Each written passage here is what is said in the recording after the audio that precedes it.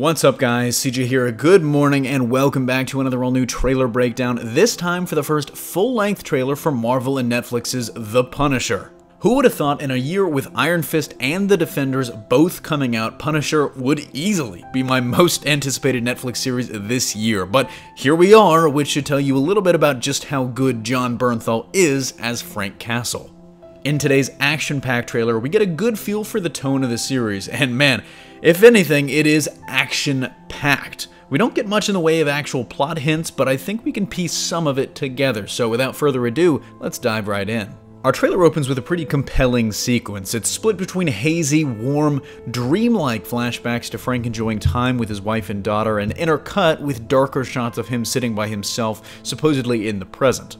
The tranquil scene is interrupted when a gunman in military gear enters and shoots his wife in the head, and I'm not sure this is a direct memory of what happens or more of a nightmare because it's kind of weird that the dude was just able to waltz into Frank's house and shoot his wife before he did anything. A quick shot of the New York skyline affirms that yes, this series is still set in the Big Apple, but the reason I bring it up is the lighting. Every Netflix series so far has had different aesthetics, sound design, and used light differently, but this is on another level.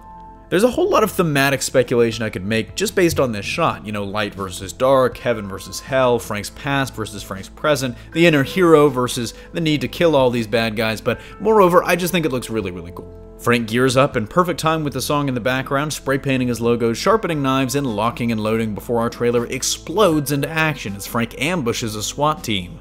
Briefly in the trailer, during a scene of Frank being tortured, we learn that he was actually part of a covert CIA operation during his time in the military, and that the man in charge, Rollins, played by Paul Schultz, wants Frank dead, and that Homeland Security and the FBI are all connected to this too, somehow. Here we get our first look at David Lieberman, aka Micro, played by Ebon Moss-Bachrach. In the comics, Micro is a Punisher ally and later enemy, part computer whiz and hacker, part quartermaster assisting in Frank's war on crime, who later becomes an antagonist for Frank as well. We get another look at a new character here, Ben Barnes, who you might know from Westworld, or farther back, Prince Caspian. He's playing Jigsaw, a mafia assassin and major Punisher foe from the comics. Despite the hype surrounding his addition, he's only credited for 4 episodes, so we aren't exactly sure how big of a role he'll play this season, but it's a cool addition nonetheless, and it looks like we will see him in action as in one shot he has Micro at gunpoint. Hi Karen! The rest of the trailer is jam-packed with shots of Frank running, clinically taking out the bad guys, jumping over a staircase, and the usual Frank versus the world type of action. We do also get a shot of him at gunpoint here, and we don't know who's holding the gun and potentially pulling the trigger, but odds are this is a face-to-face confrontation with Rollins, and it does not look good for Frank. The trailer ends with a brief scene of 3 Homeland Security officers who are hot on Frank's tail, in addition to the criminals and CIA also coming after him. We don't know the third agent, but the first 2 agents are Dinah Madani, played by Amber Rose Riva, and Sam Stein, played by Michael Nathanson. And while Dinah believes firmly that Frank is responsible for the events that are recurring, Sam reminds her that he's dead.